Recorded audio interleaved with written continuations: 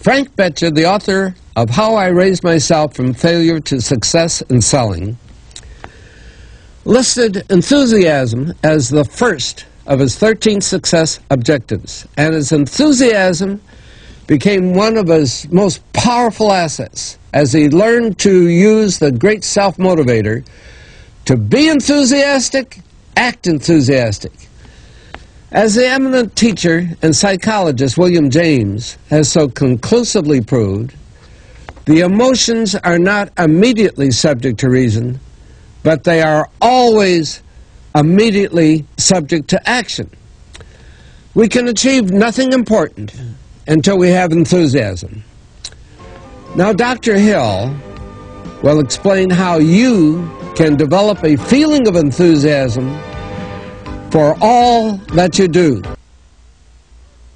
Our 8th visit brings us to the subject of enthusiasm, which may be likened to steam in a boiler, which, when it is controlled and turned on, starts the wheels of machinery into action. Someone has said that knowledge is power. That is only a half-truth, for knowledge becomes power only when it is put into action for the attainment of a definite objective. Enthusiasm is one of the more powerful means by which we may put into action our education, experience, and knowledge. Spoken words without enthusiasm are often ineffective, and sometimes they can be actually boresome, as you of course know if you have noticed the effect a speaker without enthusiasm has on his listeners. I have known lecturers to hold audiences spellbound for 2 hours, yet when members of the audience were asked to tell what the speaker had said, they could not remember. But what they did remember was that the speaker got their attention and held it. And now let me explain why enthusiasm has such a powerful impact upon the minds of those who come under its influence. To begin with, I believe you'll be interested in knowing that your brain and every other person's brain is both a broadcasting station and a receiving station, which sends out thought vibrations and picks up those sent out by other people. When you turn on your enthusiasm, you step up the vibrations of thoughts which go out from your brain so that they reach and affect other people more quickly. As a matter of fact, you can send out thoughts which have been so stepped up with silent enthusiasm that they will reach and influence other people to whom you direct your thoughts. This is a fact which has been known to psychologists for ages, and it is also known to most master salesmen who use this method to condition the minds of their prospective buyers before they ever talk with them. You must have observed that the enthusiasm is very contagious, that it engages the attention of those who come under its influence and causes them to respond in a similar spirit of enthusiasm. I once heard Andrew Carnegie say that if you turned loose one man who thought in terms of intense enthusiasm in an industrial plant employing thousands of people, this man's enthusiasm would very quickly reach and influence every person in the plant. And he said that it made not the slightest difference whether the enthusiasm was negative or positive, constructive or destructive. Then Mr. Carnegie went on to explain that in his selection of employees for promotion to bigger jobs, the first thing he looked for was a man's capacity to express himself in terms of intense enthusiasm.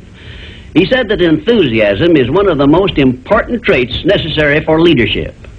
The most successful lawyers are not necessarily those who know most about the legal profession, but they are those who know how to influence courts and juries with their belief in their cases and have a great capacity for expressing themselves with enthusiasm.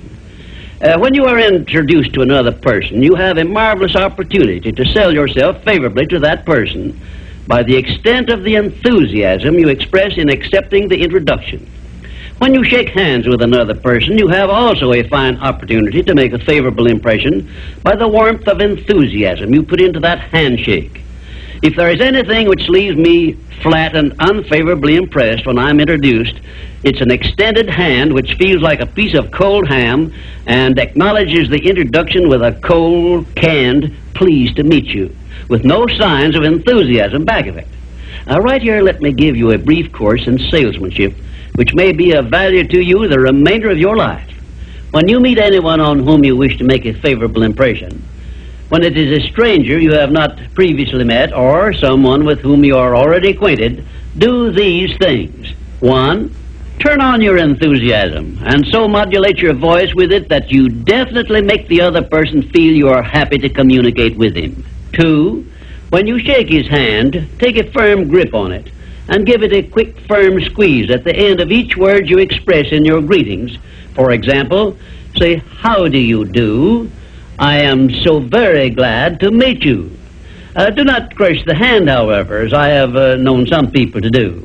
3, then, if you begin the conversation, be sure that you direct it to some subject of interest to the other person. And 4, follow through by eagerly asking questions which will keep attention focused upon the other person. Then, when you are ready to have the other person hear what you have to say about yourself or your interest or your business, he will have been prepared to listen attentively. I've often told my students of salesmanship that the best possible way for one to sell himself to others is to first sell the others to themselves. That counsel was sound when I began training salesmen over 30 years ago, and it is still sound. When I was a youngster in school, I discovered that the teachers from whom I learned most were those who expressed the greatest enthusiasm in their teaching. And I have heard an experienced doctor say that the enthusiasm he carries into the sick room with him has more to do with helping to bring about a cure than all the medicine he can prescribe. Enthusiasm is an expression of a positive mental attitude, and it has long been known to doctors that a positive mental attitude stands high on the list of influences which give one sound health. I have heard it said, for example, that only one thing causes stomach ulcers, and that is worry or a negative mental attitude. And only one thing can cure stomach ulcers, and that is a positive mental attitude. It seems that disease germs cannot live and thrive in the bloodstream of one whose mind is always positive. I have still another very important observation concerning the power of enthusiasm, which I wish to give you. I have observed that prayers expressed with intense enthusiasm bring much quicker and more satisfactory results. Now, you can try this for yourself and be convinced. I began experimenting with this idea many years ago, and from my experiences, I gathered the information which caused me to change my method of prayer entirely.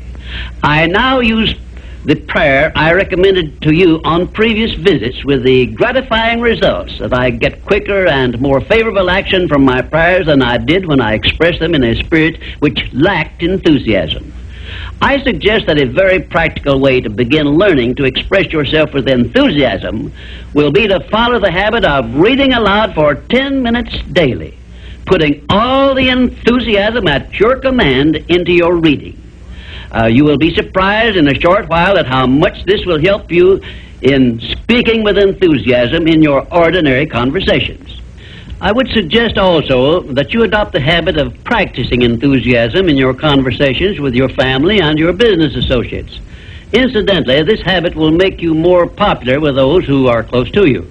You can enjoy the benefits of enthusiasm if you are interested enough to develop a technique by which to acquire this habit, so you will follow it in a natural, unaffected tone of voice.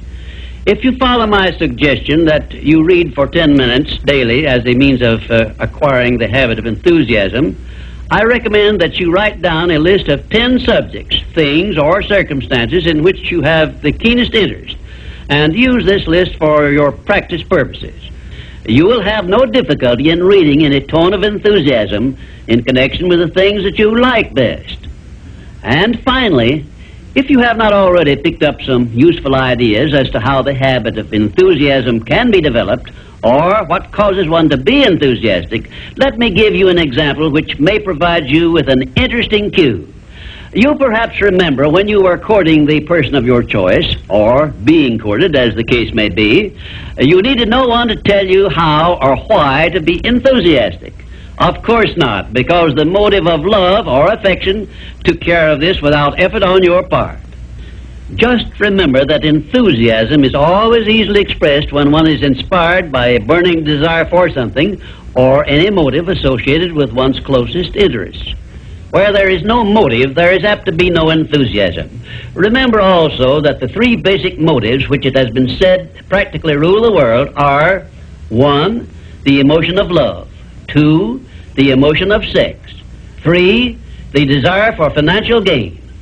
A combination of all three of these motives, it has been claimed, can convert a mediocre person into a genius, and I leave the thought with you for consideration. And now, until our next visit, I ask that you try the habit of moving with enthusiasm in all of your daily work and see how much better you will feel.